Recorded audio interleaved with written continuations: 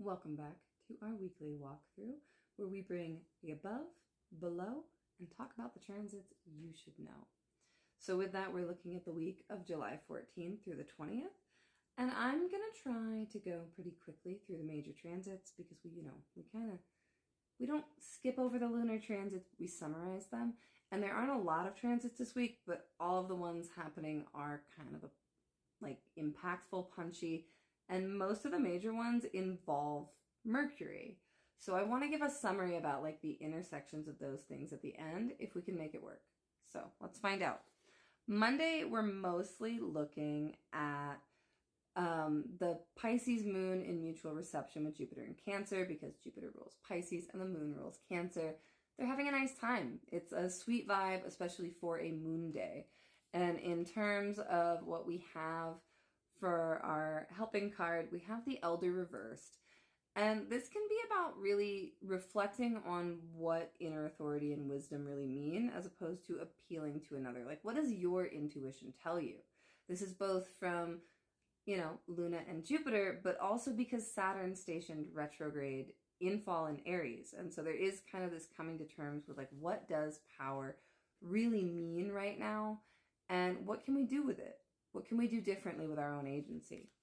So we move forward to Tuesday, and that Pisces moon at 4:40 a.m. Mountain Time is going to conjunct the North Node, which is our eclipse point. Every time the moon touches those nodes, we're kind of checking in on where is this eclipse story at since the last eclipses and building towards the next one. We're going to have another major nodal transit this week, so I want you to pay extra attention to what happens on Tuesday regarding the Pisces and Virgo axis in your chart. Just keep an ear out, keep an eye out, see what's moving in that direction. Because there could be more information there. Also, with the moon moving into Aries, that's the same sign Saturn is in, and now we have the moon no longer quite as dignified later in the day at 10:32 p.m. Mountain Time, hosting Jupiter. With that, we have Just Do It reversed. And this is that reminder on Tuesday that pushing through it, we have our goddess Nike here, really trying to force things on Tuesday on our Mars day, with Saturn recently retrograde and Mars over in Virgo, who's going to have quite the story to tell later in the week. Be careful about forcing things that aren't right. Really pay attention to how things are feeling and how they're going and the signs and symptoms, because we are also rapidly moving towards another retrograde station where things may change and get reversed. Speaking of, we move to Wednesday, which is Mercury's day. Day before, Mercury is going to hang liminally in the sky and station retrograde. So we have our Aries moon conjuncting Saturn and Neptune, sextiling Pluto, squaring Jupiter in Cancer, and then sextiling Venus. It's a little crunchy, it's a little action-packed. And we have the Happy Squirrel reversed, which in the Alleyman deck, upright is actually very indicative of all of this chaos energy. And with the reversals, this can be it feels like it's good chaos. It feels everything's going to go wrong and it gets a little weird, but we can have fun with it. But with that Aries mood, I really want you to be careful that you're not acting impulsively on feelings that you really should give more space. Listen to your body needs before lashing out to make sure that you're responding to the feelings you think you are.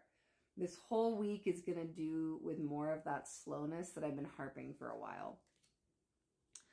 And now we get our half moon on Jupiter's day, on Thursday, with our Mercury retrograde.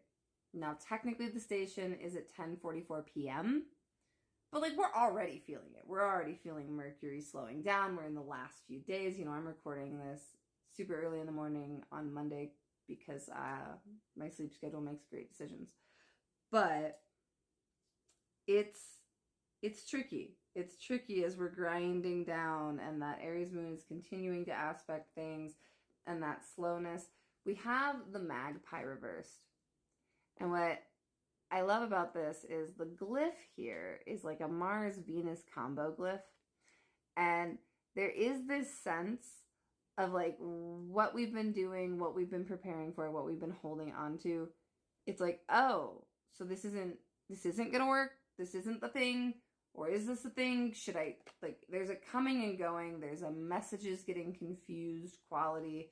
There's a not being sure what you want, who you're connecting to, and where you're going. And with all of that, and with the distraction, I don't know if you ever heard like magpies caw, but there is this like cacophony, chattering, laughter quality to it.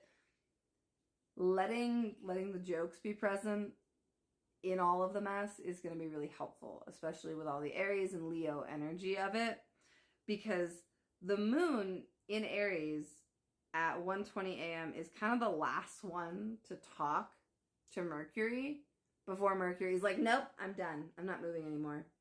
And we got both fire signs. Mercury's over in Leo. So the Leo sector of your chart is where most of this stuff is going to get its juice. But we have a lot in Gemini right now. And we have a lot going on in Virgo. So there's already a lot of mercurial energy in the sky for this retrograde Mercury to rule, which is why it's really important to pay attention to this one. Because it's going to activate more sectors of your life. And we're still just barely figuring out, what is Uranus in Gemini? It's been here for 5 seconds and now we have a retrograde? So really look at the Gemini sector. Especially at the beginning. Because there may be some sudden like, oh, I didn't see that coming. Like really unexpected. Venus is there in Gemini, which helps, whereas Mars is in Virgo, and so is the South Node. So the Virgo sector, Gemini sector, more unexpected. Virgo sector, maybe a little bit more fragile in all of this. Now, with that, we are moving ahead to... Can I math? Where am I? Yeah, that was our Thursday. So we're moving ahead to Friday. Sorry. It's 4 a.m. I love you guys. I hope you know that. But we have our Taurus moon, which is helpful. Exalted moon. And then we also have the Venus-Mercury sextile. And again, there is some reception there because Venus is in Mercury's sign. And the Babylonians also thought that Venus was exalted in Leo, and you can fight me if you want to on that, but it's true. And with that, we get a lot of swords, though. So it's like, okay, this is fine, I can manage this, but it's kind of busy mind energy. Like there is the reception quality, but it's a little tense. Like everything has been going nuts, and now it's like, okay, no, Friday's fine, Venus Day is fine, we can do this, we can make it through. So I want you to focus on your nervous system, do something nice for it. Like whatever regulates you, focus on doing that. Bring that into Friday. Bring in the people who ground you, the people who regulate you, the people who stimulate your mind. And really all throughout this week, I want you to focus on grace for yourself, for other people, for the cosmos, for the world, for people who are struggling right now. Grace, grace, grace, and laughter, but not at people's expense. Be nice. And with that, speaking of chastisement, we move into Saturn's Day.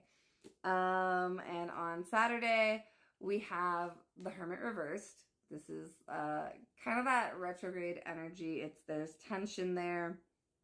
And, we still have our exalted moon, but now square Mercury. We get a square to Chiron, trine to Mars, and then trine to the North Node, with the moon checking in again before something kind of rough happens on Sunday.